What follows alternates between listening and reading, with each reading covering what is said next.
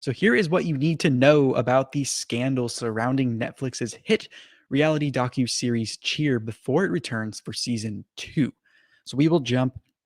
in with a recap and latest in the developing legal challenges for some of its stars. And then we will get into what the season 2 trailer indicates regarding them addressing the scandals, and later what I want to see from this season regarding their coverage of the scandal and my updated thoughts in general on the whole situation. But first, let's start with a quick recap of what has happened so far regarding the scandal that's really going to be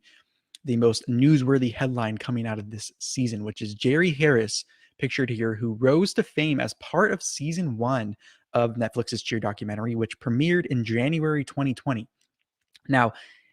he was raided by the FBI in late summer of 2020 after the hype around the show had kind of died down in the media at this point, following an extensive media tour for the show, where shortly after he was arrested and he was charged with soliciting sex and explicit photos from minors after allegations were brought on by twin brothers who say they were harassed by Jerry starting from when they were 13 and he was 19. Now, the lawsuit by these twins also said that they met Jerry at a cheer competition in 2018 prior to the Netflix show airing, but said Jerry was already a well known person in the cheerleading circles. And probably you've heard the term cheerlebrity before, and so I can assume that they would mean that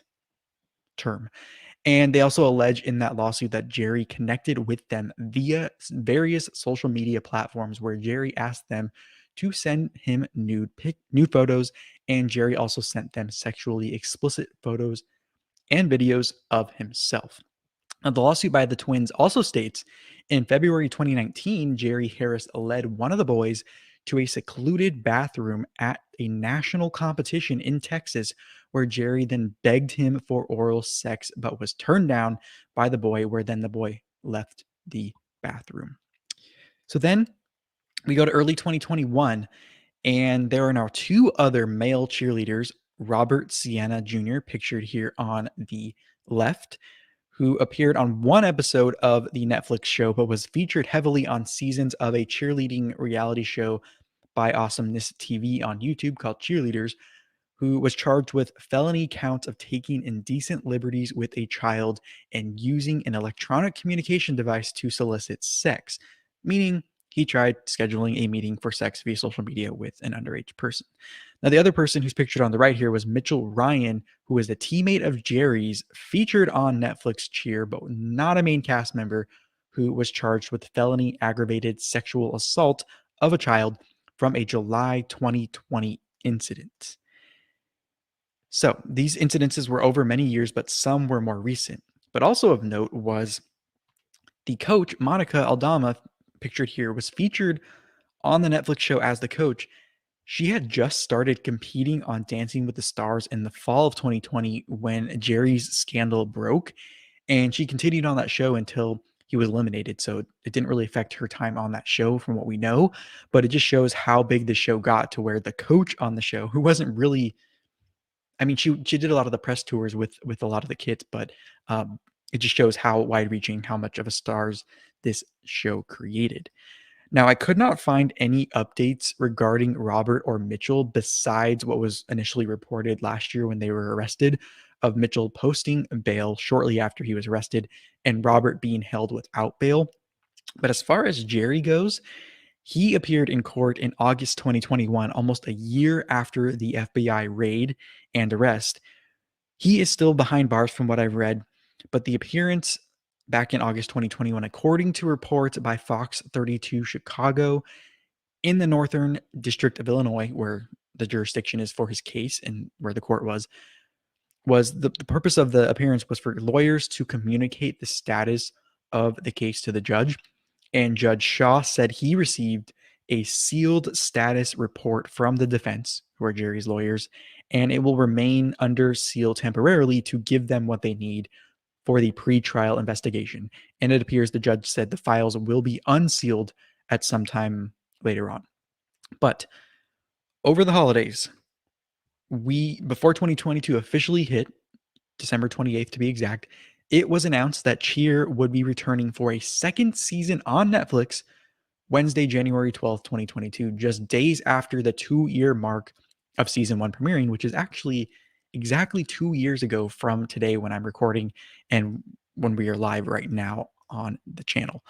Now, a trailer was simultaneously released confirming this season will once again follow the Navarro cheer squad with Coach Monica returning, and it appears that they are not avoiding any topic, including the popularity of season 1, bringing the cheer world to an even bigger audience than before. They'll also talk about the cheerlebrity term and the aspect of the sport in this social media age and how it affected the cast from season 1 who's returning. Of course, they're going to be following certain members of the team's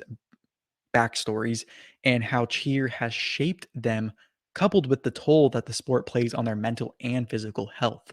Now, the struggles of this season, in particular from Jerry's scandal, which we just laid out with everyone's reaction to it, is seemingly going to be a big focus of the season. And it was in the trailer, so I'm guessing that means it's probably going to be a main storyline. But also, they're going to touch on probably what it looks like the pressure of being number one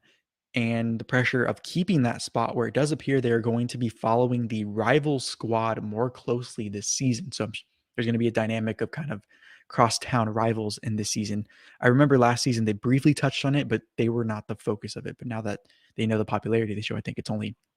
going to be good for the sport to see that and see different perspectives. But I'm also sure, and it wasn't in the trailer, but I'm sure they'll briefly touch on how the pandemic changed the landscape of the sport over the last couple of years and maybe how they're recovering and moving on from that. So I wanted to say first, I do plan on following up on this story once I have watched the season in full as after it premieres. And I will only give spoilers for the Jerry Harris scandal storyline in my future report slash commentary after the premiere, because that is the most newsworthy story to me and the one I want to follow and the one that I've been touching on my channel over the course of going on 2 years now. But on that note, I want to see the show and his peers treat Jerry just as anyone else. I do not want to see some special treatment regarding this topic, even though I think there are many reasons someone does things he is accused of that may be out of his control over the years growing up. And so I want to see how they tackle that and how they treat this storyline. And quick note, as I will touch on this in a later segment regarding this story and its relation to Colton Underwood, who's the Bachelor who came out and has a show on Netflix as well.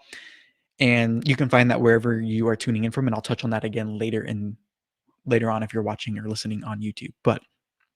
I also wanted to say I am glad and I respect Netflix and the show's stars for addressing this in whatever way they end up doing so on the show, because they could have just pretended it didn't happen. But I have a feeling because it involves one of the biggest, if not the biggest breakout star from the season 1, they probably felt they had no choice. Whereas if it was just Robert and Mitchell, who I mentioned earlier, who are very minor characters in season 1, they maybe could have gotten away with not talking about it. But I'm also glad they are talking about this, because this show is not just about cheerleading, but it's also about mostly following the lives of those in the sport on this team, showing the good, the bad, and the ugly, and how they turn to this sport for community and discipline where they wouldn't otherwise get it. So, not showing or not addressing this serious scandal of a main character who people were drawn to in season 1 would taint that rawness that made the show so popular in the first place. Now, because there are people, or these are the people that we saw plastered everywhere after season 1 aired, and even more so than before they were already kind of famous in the cheer world as cheer celebrities, if you will, I hope they actually use this to teach a lesson about the risks of online interactions and the consequences of certain actions geared toward the younger audience and their parents who watch this show. Now, if you are watching this segment as a clip on YouTube, you can click the screen or tap it, or head to the description box for the links to my thoughts on the similarities between Colton Underwood coming out backlash and this scandal regarding male cheerleaders, and the links as well to uh, in the playlist to watch my previous videos on this topic, where I share why I'm even interested in this topic in the first place and my connection to kind of what's going on in this whole world.